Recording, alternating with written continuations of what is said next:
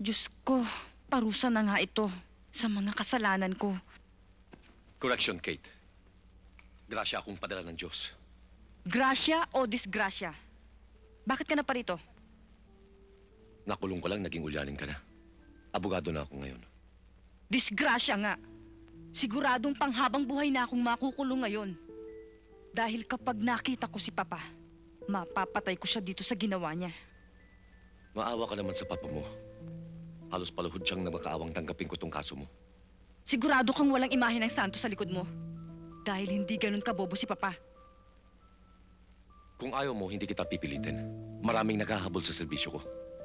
Dahil siguradong mura ang singil mo. Si Papa talaga, umandar na naman ang pagkakuripot niya.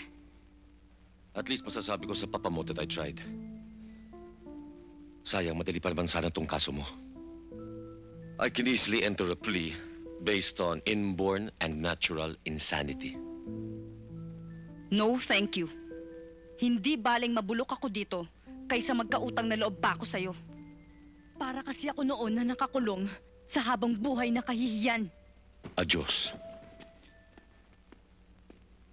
Goodbye!